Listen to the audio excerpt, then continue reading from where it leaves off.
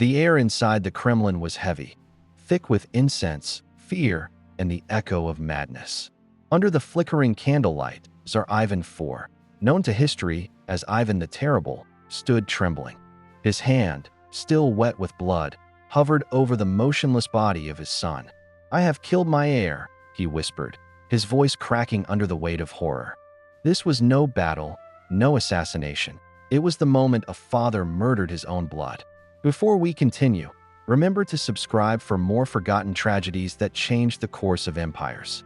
The story of Ivan and his son is one of power, paranoia, and unbearable grief. It is the night when Russia's first Tsar, the man who built an empire with fire and iron, destroyed the very future he fought to create.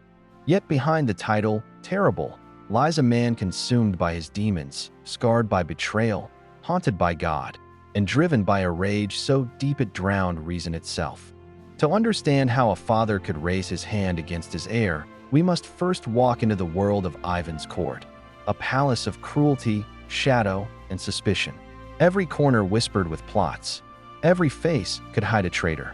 And in the heart of it stood Ivan, a ruler who trusted no one, not even his own kin. Ivan IV's reign began with promise. Crowned in 1547 as Russia's first Tsar, he dreamed of uniting his fractured lands. But his early life had been carved by trauma. Orphaned, beaten, humiliated by boyars who mocked him as a child. That pain never left him. It only hardened into cruelty. The young Tsar grew into a man who equated mercy with weakness and paranoia with survival. His rule became a theater of terror. The Oprichnina, his personal secret police, burned towns, executed nobles, and turned loyalty into fear. Whole families vanished overnight. Cities like Novgorod bled under his wrath. Ivan believed God had chosen him to purify Russia, but what he truly did was purge it of compassion. Yet amid the horror, there was one person who could calm his storm, his son, Ivan Ivanovich. The Tsarevich was brave, intelligent, and deeply loyal. Historians describe him as everything his father wanted Russia to be: strong, devout, disciplined. The people adored him, and perhaps that was the beginning of his doom. As Ivan the Terrible aged, his body weakened, but his paranoia only grew stronger. He saw enemies in every shadow: the Polish, the boyars, his advisors, even the church. He believed everyone plotted to steal his throne. But the cruelest thought of all was that even his own son might one day betray him. In November of 1581, inside the Tsar's private chambers, the storm finally broke. The cause, like much of history, is disputed. Some say it began with a simple argument over the Tsarevich's pregnant wife, Yelena Sheremeteva. Ivan, furious over her immodest attire, struck her in a fit of rage. She collapsed, losing her unborn child. The Tsarevich, horrified, rushed to defend his wife. He shouted at his father, accusing him of cruelty beyond measure. "You have spilled enough blood," he cried, "even that of your own kin." But Ivan the Terrible was not a man who accepted defiance, not even from his own flesh. What followed was a moment frozen in Russian legend. The Tsar's face twisted with fury. His hands shook. He grabbed his heavy iron staff, a symbol of authority, and brought it down on his son's head. The sound echoed like thunder in the stone halls. The Tsarevich fell instantly, blood streaming from his temple. Silence followed, not the silence of peace, but of disbelief. The attendants gasped, but dared not move. Ivan dropped his weapon. He stared at his son's broken body, his mind struggling to comprehend what he had done. In that instant, the Terrible became simply a man, terrified of himself. He knelt beside his son, lifting his limp body. "I did not mean it," he cried. The Tsarevich's eyes fluttered, his voice barely a whisper. "I forgive you, father." Then, his hand went cold. The Tsar screamed, a sound so filled with anguish that even his guards wept. No one would ever forget that cry. Ivan's palace became a tomb. The great Tsar wandered the corridors, wailing and tearing at his robes. He refused to eat. He prayed for forgiveness, but none came. The icons that once comforted him now stared back in judgment. The man who killed his enemies had slain his own soul. The death of the Tsarevich broke something inside Russia itself.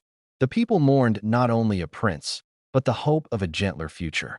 With Ivan Ivanovich gone, the throne passed to Feofor, a weak and childless ruler. The blood that spilled that night would haunt Russia for generations. Without his son, Ivan fell deeper into madness. He saw ghosts in every mirror, the faces of his victims, the eyes of his son. His once booming voice became a whisper, trembling with guilt. Servants spoke of him wandering the Kremlin at night, muttering to shadows, begging for a forgiveness that would never come. Historians describe this as the moment when Russia's fate changed course. Had the Tsarevich lived, the time of troubles, the period of famine, war, and chaos that followed, might never have come. One moment of rage had shattered the line of succession and cursed a nation.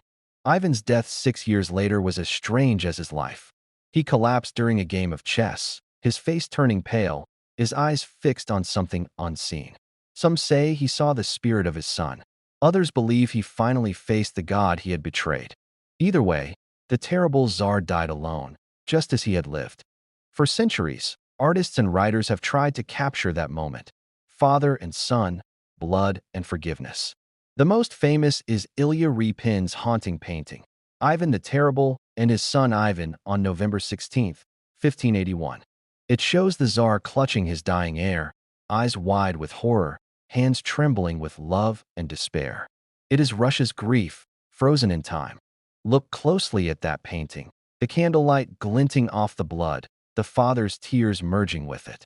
You can almost hear the silence after the blow, the collapse of an empire's heart.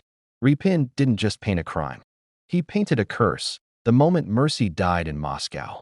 To some historians, the story reflects more than madness. It reveals the tragedy of absolute power. Ivan ruled without restraint, and without restraint, even love becomes dangerous.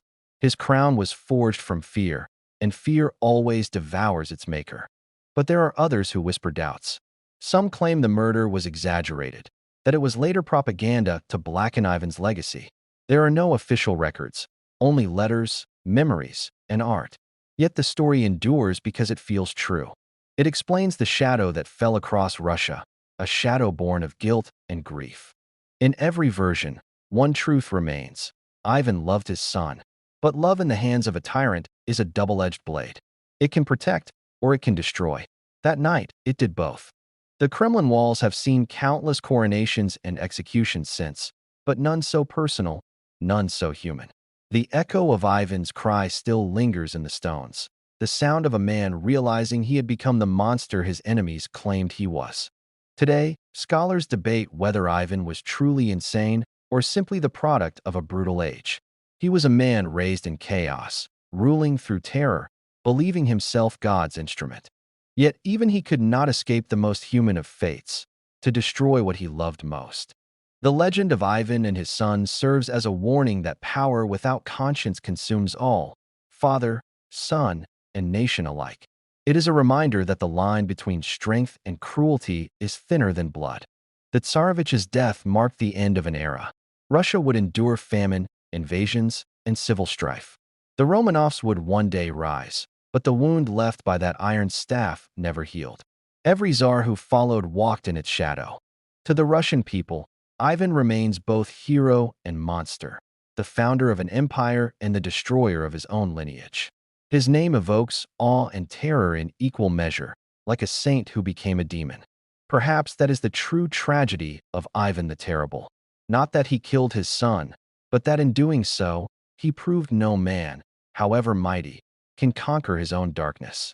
As the candles of the Kremlin flickered out that night, the world did not yet know it had witnessed the birth of a legend, one of power turned inward, of faith shattered by fury. The blood on the floor was not only the Tsarevich's, it was Russia's.